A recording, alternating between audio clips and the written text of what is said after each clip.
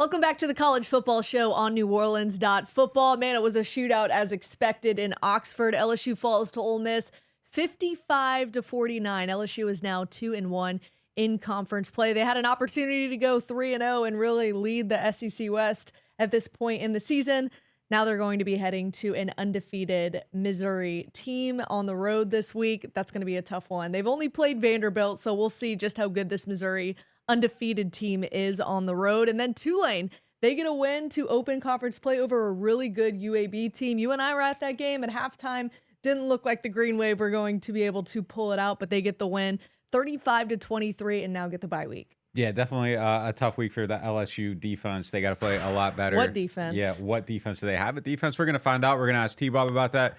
We got the Tulane players in here to break down the action as they head into their bye week and kind of do a little bit of a self-review. So we're going to get into all of that right after this ad break.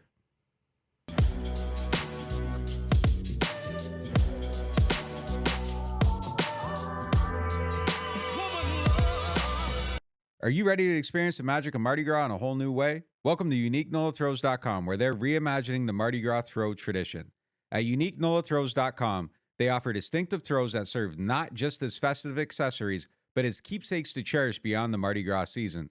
Their products are carefully curated to capture the Mardi Gras spirit in every detail, from light-up headbands that illuminate the night to vibrant scrunchies that add a pop of color to any ensemble. They're committed to keeping their throws affordable, making it easier for everyone to hold a piece of Mardi Gras magic in their hands. Because they believe that every throw counts, they want everyone to experience the joy of giving and receiving a unique and thoughtful throw. They invite you to join them in creating a new narrative for Mardi Gras. UniqueNOLAThrows.com is a platform for everyone to express their love for Mardi Gras in a thoughtful manner. They're inspired by the happiness, the camaraderie, and the passion that Mardi Gras stirs in all of us. Visit Unique NOLA Throws today to explore their fresh collection and find the perfect keepsakes for your next throw. What could be more thrilling than adding to the carnival atmosphere with items that will be cherished long after the parade? Together, let's redefine Mardi Gras, making each parade more memorable, sustainable, and exciting. UniqueNOLAThrows.com, where every throw counts and the spirit of Mardi Gras is alive in each and every one of us. UniqueNOLAThrows.com, where the essence of Mardi Gras lives on. After the loss, LSU dropped 10 whole spots in the AP Top 25 poll to 23. I thought that was harsh, given this game was a shootout, and we did see really good things from LSU's offense. Defense just did not show up to play. Meanwhile, Ole Miss moved up 4 spots to 16. So the SEC West, it's really just back and forth week to week. Yeah, kind of a crazy fall, but LSU can't stop anything. So why should they be able to stop themselves from dropping 10 spots in the standings? Just what did you kind of see overall? I don't know. I guess you didn't see anything, but like, what were your takeaways from the defense? Because there really wasn't anything to see, but like, what were your thoughts after this game? Yeah, that they've got some work to do. I don't understand how Matt House came in, the defensive coordinator, and last year it was a completely different defense. Now, yes, you did lose some really talented players who graduated and moved on, but what are we heading into week 6 right now and you still haven't figured out your defense? I mean, that to me is the biggest concern right now, is that you still can't figure out a groove with the defense, and really didn't stop Ole Miss the entire game. I mean, Tulane's defense put up a better fight against Ole Miss. Yeah, it was kind of crazy. Missed tackles were a huge issue in this game. Greg Penn missed one on the 43-yard run. I saw Harold Perkins with, I think, 4. I think overall they missed 12 tackles against the run, 5 against the pass. So 17 missed tackles overall in this game. I mean, so it wasn't even just like they weren't covering when they couldn't tackle. They couldn't really do anything. The 63-yard touchdown, the middle of the field's wide open. Guy just runs up and runs free for a touchdown. Like, everything felt too easy. And then even when they were in position to make plays, they couldn't make plays. It's a lot like the Saints offense. Yeah. Like, it's a red alarm situation. Like, it is bad, and they gotta fix it quick. It doesn't even matter who they play. Like, you can't tackle, you can't cover, you can't win games. And it was kind of a broken record for Brian Kelly this week during his press conference. He continued to say, look, we only have 4 guys on the defense that started last year. The fact that there's this many young faces, new faces, to me, that's not a good enough excuse when you're 5 weeks into the season. Like, that's gotta at some point has to click. Ole Miss was 6 for 6 in the red zone. Like, you have to come up with one stop there at least. LSU was 5 for 6 in the red zone. Total offense, look at these numbers. Ole Miss 706 offensive yards. Unbelievable. Insane. LSU 637 offensive yards. And you brought up Jayden Daniels and potentially still being up there for the Heisman and being a candidate. I believe he's probably at like 5, 6, or 7 right now on the list. We'll get to that with T-Bob a little bit later, but offense couldn't have looked any better. So he's looked like incredible so far. He's doing everything that you want from a quarterback. He's running well. He's passing well. He had 414 yards this week. Just really, really incredible production overall. And outside of running himself into just getting blasted on the sideline, I thought he looked really good throughout this whole game. And if they were winning more, he would probably be right up at the top of the mix. Like, he's one of the more exciting guys in college football right now. But like you said, I mean, the difference in this game, it's the defense. Ole Miss got to stop in the red zone. LSU didn't. Like, that's what it came down to. It just came down to who could get one stop, which is crazy. You should be a better team than that. But that's kind of where they exist right now. And they're going to ride the rails. Like, you got to find a way to just, hold on and get a win. And they didn't. And I mean, that's kind of undermining a beautiful performance by this quarterback. Yeah, LSU has really found something in Logan Diggs. You got to stop asking Jayden Daniels to run the football on some of these plays where you can't afford him to continue to get hit, even though he seemingly can't avoid those big hits. The one we saw against Ole Miss, I think, made everybody cringe. Is he going for that week after week? I don't know. We hope not. They need to keep him upright because he really is still a Heisman candidate. It's just unfortunate that LSU season will most likely dim that light on Jayden Daniels' potential to win the Heisman Trophy. We will get to all of that with T-Bob. What's going on with this defense, and can it get fixed? We welcome T-Bob Hebert back. You can listen to him on the radio in Baton Rouge on ESPN Radio and join him on his Snaps podcast. T-Bob, LSU put up 49 against Ole Miss. Were you expecting this shootout to be as grand as it was, 55-49? Well, I mean, we ran over the defensive numbers last week, and LSU's defense was already horrible. Yep. So, I mean, a shootout was always in the air, right? It's what everybody said in the run-up to the game. Sometimes when you have those situations, it can feel a bit stinky and like the obvious thing doesn't come to pass. But no, I mean, it's very clear. This LSU defense is who they are this season. It's now the second week in a row in which I think you've seen a subpar offensive line have a lot of success against this LSU defensive line. So now when you do the math of going in and watching film, if you think an offensive line looks bad, you almost have to say, okay, well, you have to adjust your kind of analysis, right? You have to adjust your score. Say, okay, I may not think that offensive line looks good. Like Tulane pushed them around, but LSU's defense is playing so poorly right now that they're not going to be able to take advantage of a bad O-line.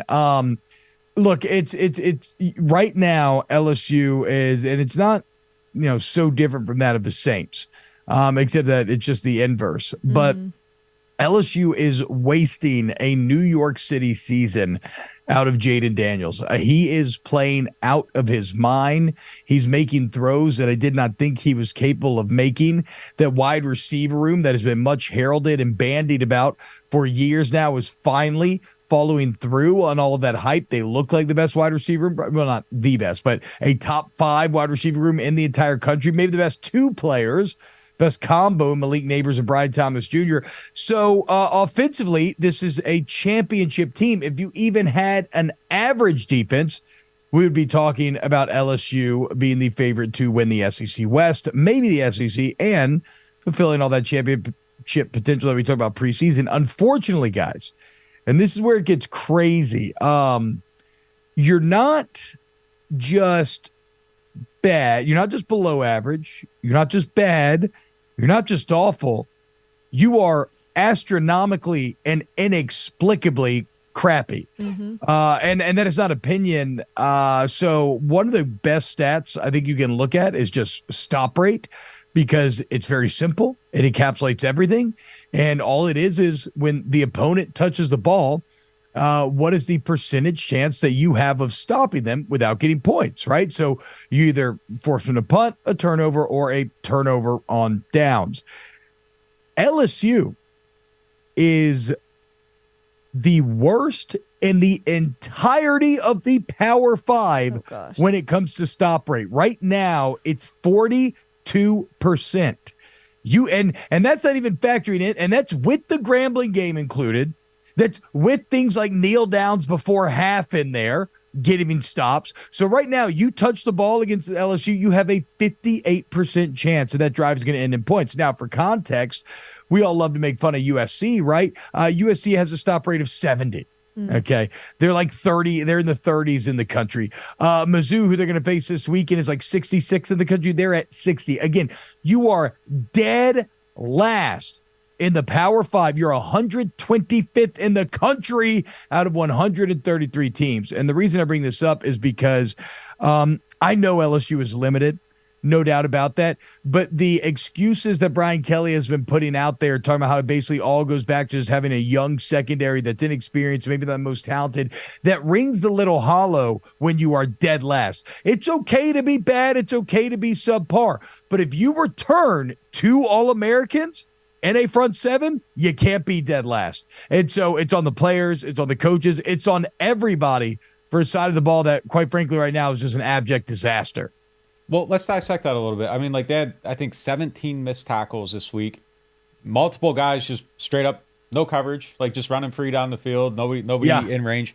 So, like, if you got a pie here, you got players, you got coaching. Like, how are you cutting that up? Like, where's the majority of the fault lie, or is it even? Like, how do you see it?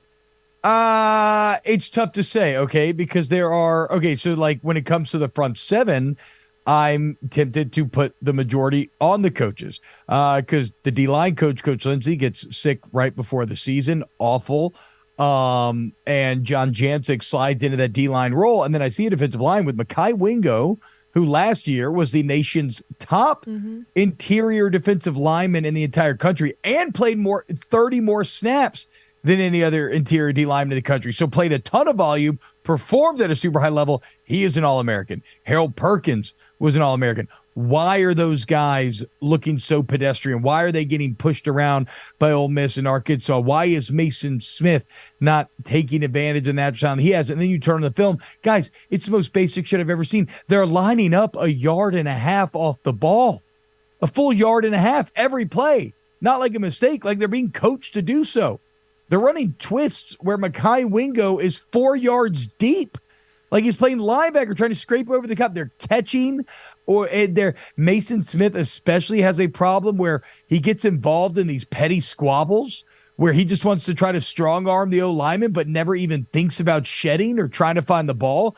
Like I want Mason Smith to adopt the Cam Jordan mindset where he literally talks about how he doesn't even know the name of the offensive lineman that he's going against because all he is an impediment to the ball. Right now, Mason Smith seems more intrigued by just slap fighting with the O-lineman than actually getting off of a block. So it's awful technique defensively. We're wasting a bunch of talent. And because we've seen those guys do it before, I think you put it more on the coaches there. The secondary, though, no doubt, is just a lack of talent. You are young there. The guys that you haven't been very effective. They all take turns making massive mental errors. I mean, Nick, one of the plays you're alluding to, you have a 3rd and 11 that turns into a wide open touchdown, and it's because everybody ran man except for one guy. And, and the one guy who didn't run it is who has the receiver who's dragging kind of the opposite way the play flows. So it's I don't know that it really matters saying, oh, it's more on this, it's more on that, because the bottom line is it's just awful and you can't expect it to get better. And now you're going against a Missouri team this weekend that offensively has maybe the best receiver in the entire country in Luther Burden and a quarterback at Brady Cook, who is second in the SEC to Jaden Daniels when it comes to passer rating, who is on fire right now, turning in 350 games in a row. And so, you're going into Como and it doesn't look like you're going to be able to stop Mizzou this weekend either. I have no idea why we should think you could. T-Bob, it seems like they're maybe even trying to force a scheme on these players. And also, what happened to Matt House? When he came here the first time, we were talking about him with glowing reviews, and he's almost taken a back seat this year of what is going on. Can it get fixed? And is it that a scheme is being forced on these players? I mean, it's tough to say. Like, I don't love the scheme. They play a ton of quarters coverage. And every time we talk to Matt Flynn and Jake Hester every single Wednesday on Off the Bench, like they both loathe quarter coverage. I think it's the easiest defense to exploit if you have a quarterback worth their salt at all. In theory, it's like supposed to help against the run, but that doesn't even work because LSU safeties take the most horrendous run fits that I've ever seen on film. So, I mean, I guess you could say it's bad scheme. It's awful fundamentals, though. Like, tackling isn't scheme. Lining up 1.5 yards off the ball isn't scheme. I mean, I guess it kind of is if you're being coached that way. But it's just like, it's so shockingly broken in so many different ways that I can't explain it. I don't know what happened to Matt House. Because last year, one of the great advantages that he had seemed to be adjustments. Now, I know what he did have, and this is to Brian Kelly's point, is you had a secondary that was light years better than this one. When you're talking about having Jarek Bernard-Converse, Joe Fouché, Greg Brooks, which, by the way, awful news on Greg Brooks, diagnosed with brain cancer, the tumor that they removed. It has affected his speech, communication, just everything. He's got a very long road to recovery. Still, maybe, there's no signs or they're not reporting the cancer has spread. But I don't know, how out the woods he is in that regard even. But really want to encourage everybody to go donate if you can this Saturday. Whiskey and Wine will be pushing it hard. You can also find the link if you go find LSU football on social media. You can find the link to donate to there. But, last year you had Greg Brooks, Joe Fouché, Jarek Bernard-Converse, Mekhi Gardner. It's a pretty salty secondary. This year you got none of that. And it sucks. I mean, look, Matt House has paid $2 million. That's the crazy thing. Last week, that matchup of D coordinators, those completely inept defenses that combined to give over 1,300 yards and 14 touchdowns in a single game. Pete Golding and Matt House are two of the 5 defensive coordinators in the nation that make $2 million a year. So, again, Brooke, I wish I had answers, but I don't know that there are any. At least not that I can give you, because it's so wholly bad, so holistically poor right now that almost, I mean, literally, there's nowhere to go but up. They're dead last in the Power 5. Like maybe my goal would be, okay, for this game, let's get the D-line on the line of scrimmage, and then we'll work from there. Yep. I mean, that's how bad it is. Yeah. I'm not exaggerating or joking. Like, that would be one of my first goals. That's like why you bring Pete Jenkins in, to make sure those very base fundamentals are taken care of. Yeah, him being added this week, I think, is huge. Pete Jenkins, he coached a lot of Saints D linemen throughout the last few years too. He's a guy that is well known. If there's anybody that can come in and fix it right away, it's Pete Jenkins. Just how you haven't figured it out and settled in as a defense up to this point is terrible. Yeah, you're right. Not even just not settling in, but you've regressed. Yeah. You're getting worse week to week. You're getting worse at tackling. You're making more mental busts. The D line is playing worse. There's a regression there. They don't understand. And let's be clear, Pete Jenkins is not the panacea for your problems, but it can hurt. Yeah. Like he can this at is least a desperate move to help me out. too. I mean, the guy is up there in age, and I'm sure LSU had to put a pretty penny on that to get him here. You're I mean, you go ahead, Nick. No, you were right though about like quarters too. Like, it's too easy to manipulate one of the safeties. Yeah. With just like a deep crosser or something, you can make them sit, and then you can kind of open up the middle of the field a little bit. So it is. And something that's an issue. Nick, they're running quarters and cover 3. I think 40% of the time right now. Yeah, 40%. And by the way, that number on Ole Miss last week was real as well. They really do run cover 0 8% of the time. yeah, that's nuts. It's insane. I know. It's college, baby. You alluded But to you it. know what? Credit to Jaden Daniels. They took advantage. And when Jaden saw the opportunities, he consistently made Ole Miss pay last week. Yeah. You alluded to it earlier. Them kind of wasting a New York season out of him. I mean, how frustrating is it that they're finally, they don't typically have great quarterback play. It's happened one other time in recent memory, and now it's just kind of it's going down the drains because you can't even be mediocre on defense, bad on defense. Yeah. I mean, y'all tell me, it's not unlike going through all these years with Breeze and being so incredible offensively, and then all of a sudden you finally get this extra normal, super special defense, and they're being completely betrayed by the other season of all. I mean, no, make no mistake. Objectively, this is the second best quarterback season in LSU history. Full stop. If you want to argue about, is he second best quarterback or is it second best offense? Whatever. I don't want to have I don't care. What I think is an objective truth is it is the second best quarterback season, and all the metrics support it. Mm-hmm. He's top 5 in the country in everything. quarterback rating, touchdowns, yards per attempt, completion percentage. It's just Jaden Daniels, and he's doing it with his legs. I mean, he accounts for 505 touchdowns last week, and you can't win that game. And it's incredibly frustrating, and you see it. It's why now it's so funny how this works, right?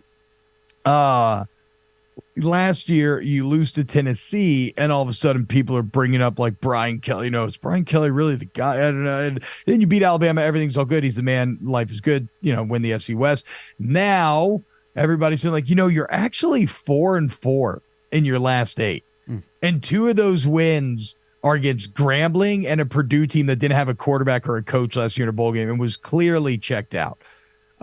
Every game you're giving up increasing amounts of points. It's like 30, 40, 50. So now people say, wait, you lose this week and you're 4-5 in your last 9. Like, then what did you spend all that money moving on from Ed O to Brian Kelly for if you're just going to get the exact same results, arguably worse results? Remember, Ed Ogeron had a clear and consistent climb each of his first 3 years before he had the dip in the last 2. So, yeah, I mean, look, LSU has to win this weekend, and I'm not sure. I mean, again, everything points to them being in another shootout, and I don't care that they're more talented than Mizzou is because they were more talented than Ole Miss, and it meant nothing in the end. Yeah, what is Missouri doing well? They're off to a 5-0 start. Granted, they only have played one SEC opponent. They got the win over Vanderbilt, but how do you see this shaking out? Where can LSU maybe take advantage? Yeah, and Mizzou's big thing to hang their hat on is their Kansas State win. It's a pretty good Kansas State program, pretty good win at this point. They're doing it offensively. So they got a top 5 receiver in the country. He's a true sophomore now. Okay, so last year was his freshman year. Last year, Drinkwitz still trying to call plays. It didn't really work. Brady Cook ended up with like 14 touchdowns to 7 picks, very pedestrian. Luther Burden, like I said, that's the receiver, top 5 guy in the country. He's someone who for the first time in his life was suddenly kind of getting stopped on a football field. Vibes were bad. They actually bring in Kellen Moore's little brother, Kirby Moore. Drinkwitz gives up play calling duties, accepting that as a head coach, you just don't have the time anymore. And Kellen Moore has figured out how to get the most out of this offense. They got the SEC's second leading rusher in Cody Schrader. Not that that's the guy that you worry about, right? But you're having success putting up numbers. They move Luther Burden to the slot, and he's probably the best sophomore in the entire country right now. I mean, him and Malik Neighbors are, 1A and 1B when it comes to the best receiver in the SEC. And again, like I said, Brady Cook second only to Jaden Daniels when it comes to quarterback rating. For what LSU should be excited about, Missouri has a very good run defense, but look, I'll take LSU's offensive line running the ball against anybody.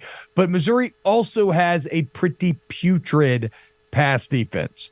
I think they're in the hundreds as well there. So this is a good on bad for both sides of the ball, which maybe means shootout, and it's in Mizzou. Thankfully for LSU, not a night game. LSU actually plays very well at 11 a.m., and Como at night could get really, really weird. I would say what I want to see out of LSU, though, is go ahead and adjust your decision-making. Like, the biggest disappointment of the Ole Miss game is when you have the ball with 5 minutes left and you're at, or 2 minutes at this point, like 2.5, 3, and it's 3rd and 5, and you're coming out of a timeout. And first, I hate the play call where you roll Jaden out, you shorten the field, you cut down his options, but forget about the play call. Then you punt on 4th and 7. To me, if you're at the 50 and you've given up 7,000 yards in the game and they're scoring at will, you have to adopt the Mahomes principle, okay? What's the difference between giving Patrick Mahomes the ball in the 50 or the 15? It doesn't matter. If he needs the field goal, he's going to get it no matter what. So coming out of timeout, there is no doubt in my mind they should have said, guys, we got 2 plays to get 5. We're holding on to this ball. We are ending this game. That opportunity could arise this weekend if you get in a shootout with Mizzou, and I want to see them adjust how they're handling that. I love that. The Mahomes principle, man. It's so true, too. Appreciate having you on every week, man. Great insight. And we'll see how it goes this weekend. Maybe they get a stop. We'll see. Thanks, T-Bob. I mean, look, if they could stop Missouri 50% of the time, that would be an 8% increase. That's over asking their for a season lot, average. apparently. It's asking for just a lot. flip a coin. Just flip a coin, and let's hope that they don't score if it's tails. All right, y'all. Y'all have a great. Hey, Nick. banger article on NewOrleans.Football with the just complete lack of play action and motion and all these other. It's funny to call them modern concepts, but, I guess in some ways the evolution of motion is. But, yeah, I don't know what the hell Carmichael's doing either. House and Carmichael got a lot of questions to answer. Mm-hmm. Yeah, it's a tough time in Louisiana right now, man. I know. All right, Joe, y'all have an excellent day. You too. You too. Tulane starts off conference play strong, getting the win over UAB 35-23, but it looked kind of bleak at halftime. Tulane just couldn't really get things moving on offense. They were down 20-14 at halftime. I think a little bit of that had to do with Michael Pratt still visibly dealing with a lot of pain in his knee. We'll get to just his toughness level a little bit later in the show, but Tulane showed a lot of fight this weekend. Yeah, and look, I think that's the thing that stood out for me is coming into halftime, like you said, it was flat. They didn't look good in the first half of the game. I thought it was kind of just frankly low energy. We can ask these guys when they come in just kind of how it felt, but it didn't look like they came out necessarily ready to go. And then at halftime they went in and it was a different team. They were more energized. They executed better. It just felt like there was just a little bit more energy coming out of it, and they found themselves a little bit. So I like seeing like minor adversity and finding a way through it. I think that's the stuff that builds character with the football team. I thought the offensive line still has a little bit of protection issues. We saw Michael Pratt take a couple big hits, and he was fighting through pain. I probably from the second quarter through the rest of the game, anytime we saw him, he was just trying to continue to keep that knee moving, but he was wincing in pain. It speaks to just how tough he is. But I think seeing some of the missed, specifically with number 17, Chris Brazell, I mean, they're still trying to figure out their connection. He's a new guy in at wide receiver. Pratt had him open a couple times, but also Brazell couldn't create separation. That's something we were talking about just a couple weeks into the season. I'd like to see that continue to improve. But some guys that stood out, let's start off with the peace sign touchdown. Keith Brown running into the end zone right in front of us to go up 7-3. Man, he had a really good game. Yeah, I love that moment too. I just kind of like the confidence, just kind of knowing, how throwing the deuces up. Oh, absolutely. It was amazing. And he threw it up early too. Like it was still like, it wasn't necessarily like totally safe. Like it was early in the moment. Normally guys are kind of running away from people when that happens. But yeah, that was a good one. I know there's a guy on the defensive line too that you thought stood out. Yeah, Devin Deal, number 90, incredible game. 1 sack, 4 tackles for a loss. Seemed like he was maybe, I don't know, I don't want to say gassed at the end of the game, but he just came out so hot in the first half, played really, really well, had some really big stops. Your guy, number 0, also had some big plays too. Yeah, he looked good, and I thought Hughes had a really good game too, and that was good to see. Patrick Jenkins. Yeah. But Hughes too, I thought had a really good game too. Like he ran well. Like it just, they needed that, and they kind of rode him to victory a little bit in this one in a day where not everything was flowing in the passing game. So I thought that was a huge game for him too. I was impressed with Hughes's just vision of the field. He is kind of a bully. He had just his yards after contact to me were really impressive.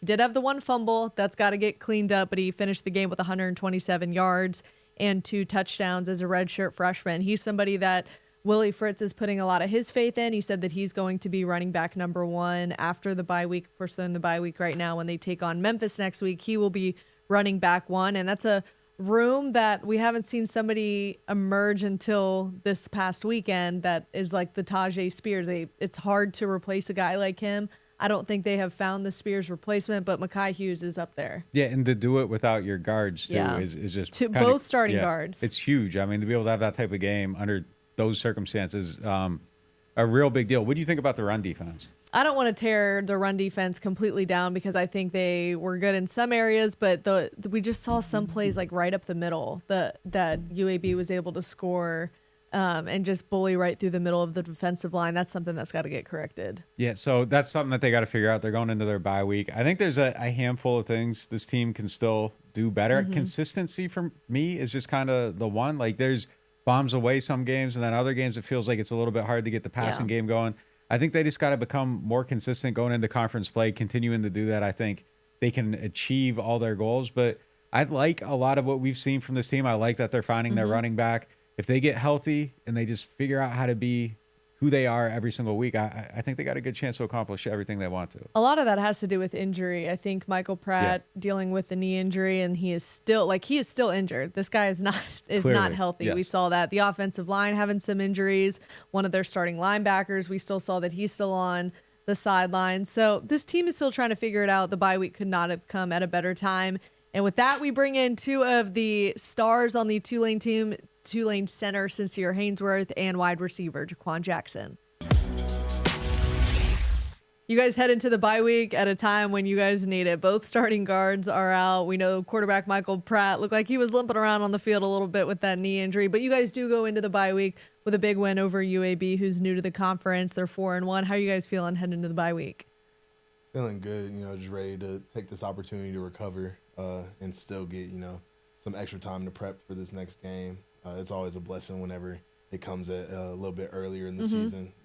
Gives you a chance to, do the unforbidden, peek forward a little bit, and really reset and hunker down before you take that journey through the rest of the conference. Where do you feel like you guys are at right now? Do you feel like you're where you want to be?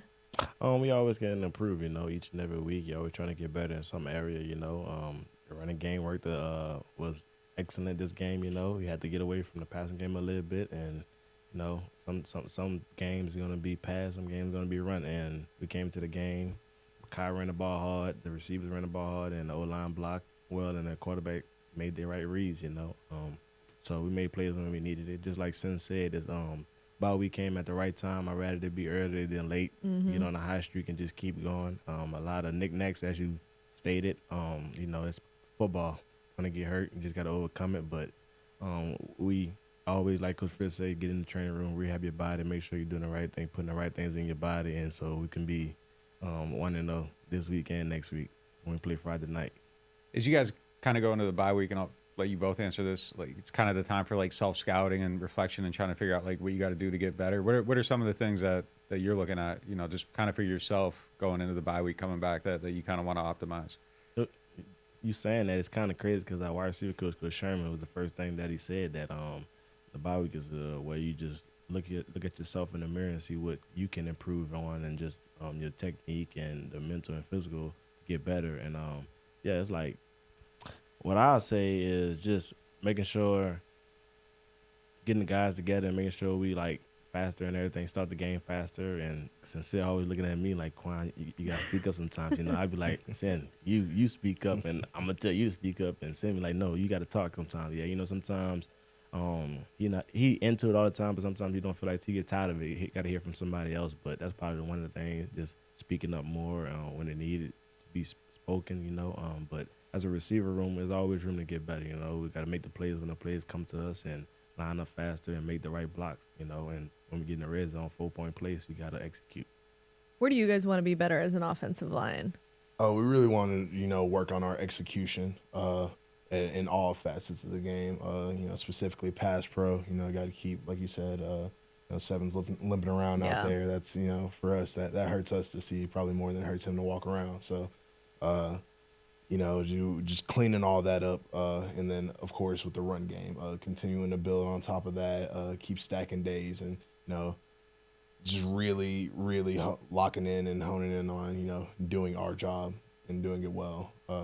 We really feel like if we're rolling, we're functioning, we're doing everything right, the team's going to fall in behind us. So really just, taking on that responsibility, wearing that on our chest and doing it the best of our ability. I know you and Pratt are close. Just how tough is that guy? I mean, we saw him take a couple hits, and we were like, is he coming out of the game? He just stayed in there, kept playing, and worked through injury. It's not anything new for you guys. I mean, you've seen him take some big hits in the last few years, but just speak to the toughness level that Pratt has.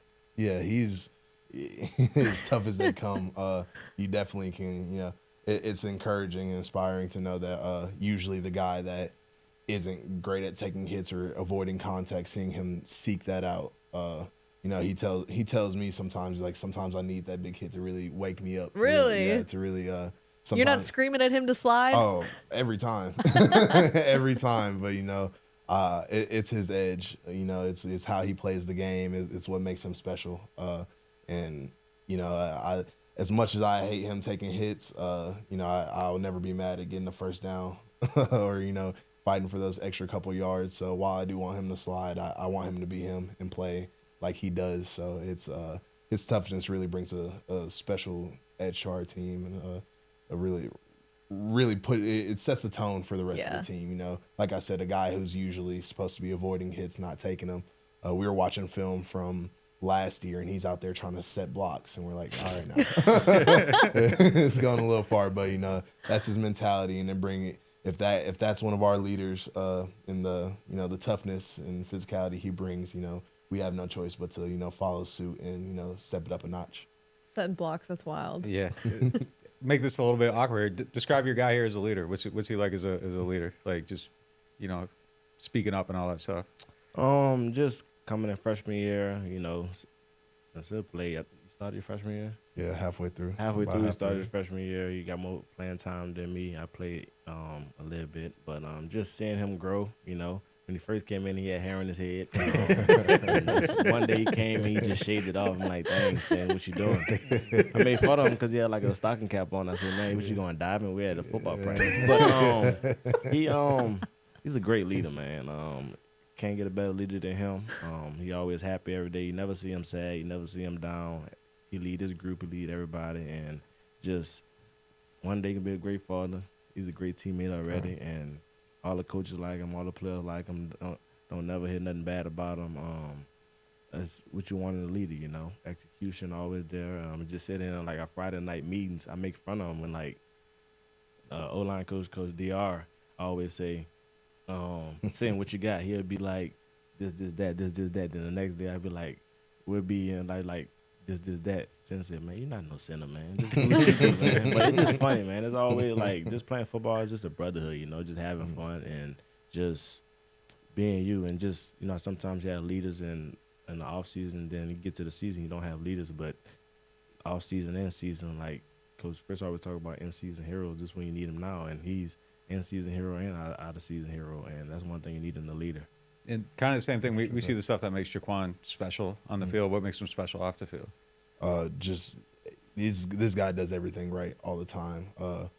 One thing that has always stuck out to me is Quan will, since I've been here, he would clean the locker room. Sometimes, you know, the team as a whole will slack on, you know, keeping our space clean. That's, you know, that's a big thing for a team, is to, you know, work on keeping their space clean. It's a big thing of discipline. And, you know, sometimes that slacks and other people have to pick up those pieces that you don't want to, like, you know, people who are working in the facility, things of that nature. Well, Quan, when he does this thing, he'll stay after, pick things up. I've seen him with a vacuum cleaner in there vacuuming the locker room. So that just goes to show, you know, how much of a leader he is, and, you know, doing things right all the time. It's it is something I said to the team last week, and I think he embodies that 100%.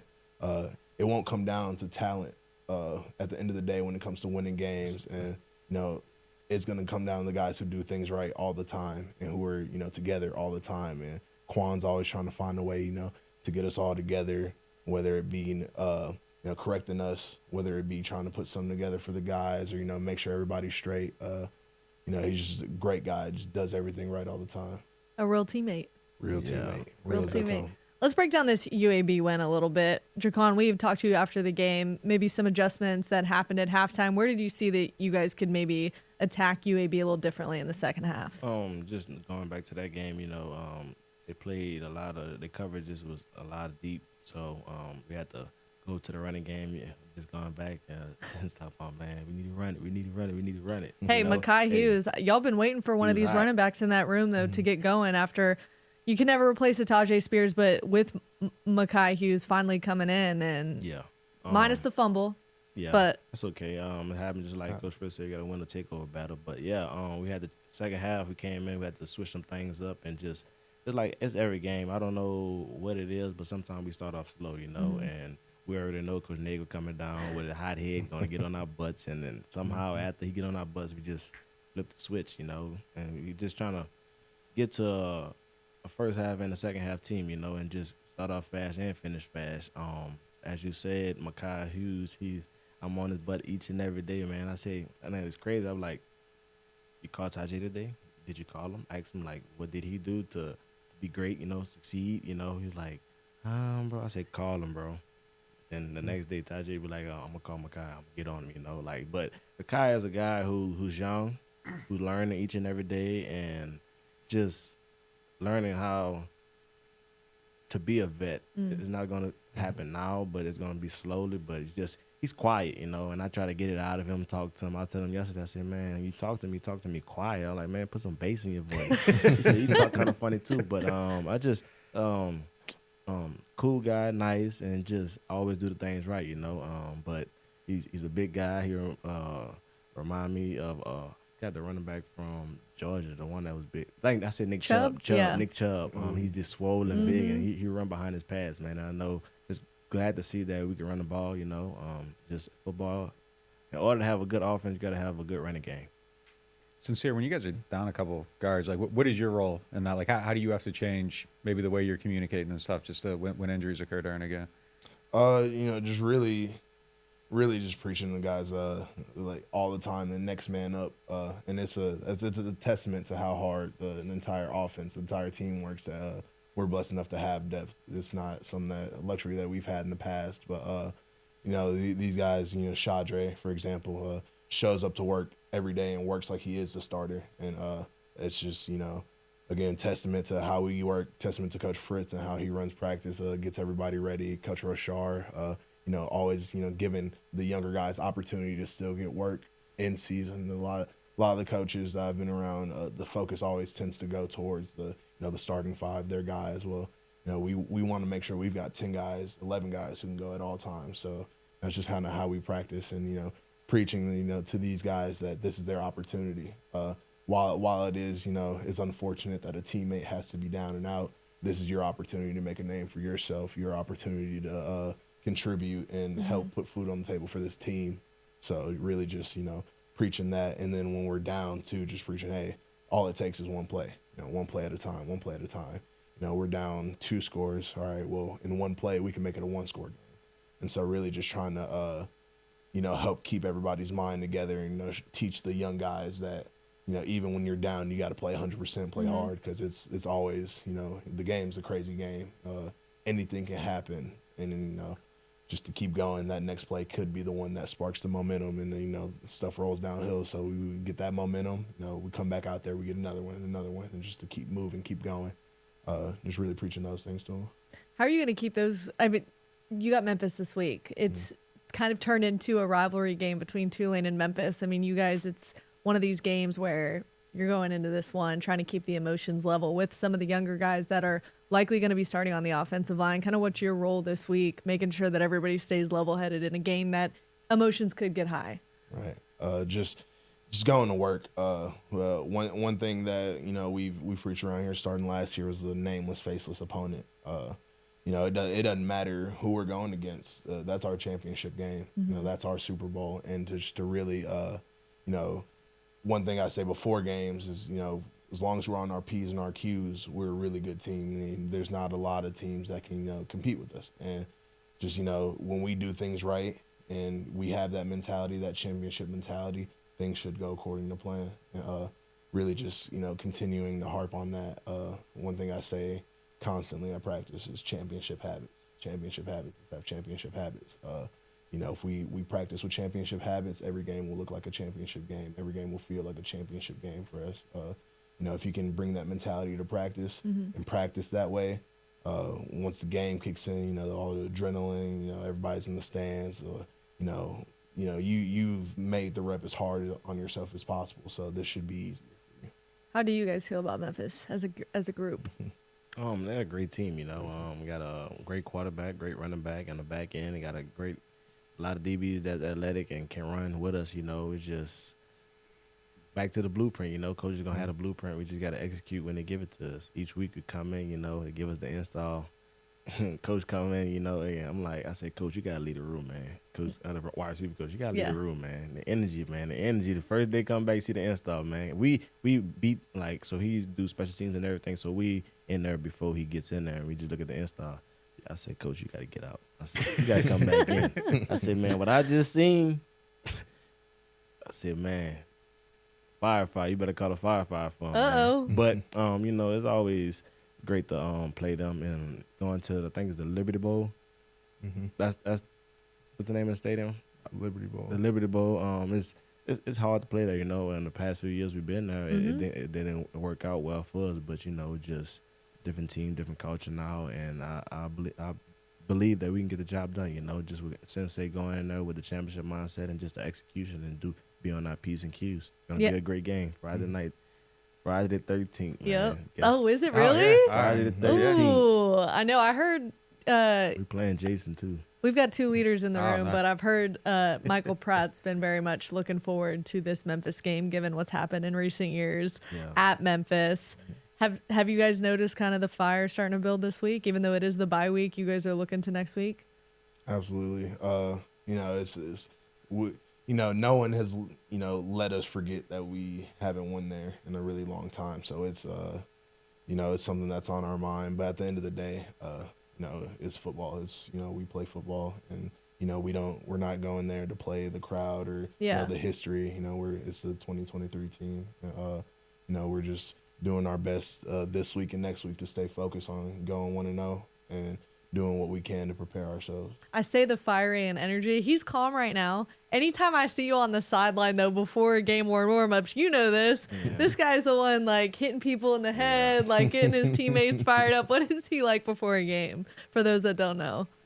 Just really before we go off of special teams and catch the punts and everything, and they go with the quarterbacks, he always get a speech to us, It's a different speech. It's a great speech to make us get pumped up and everything.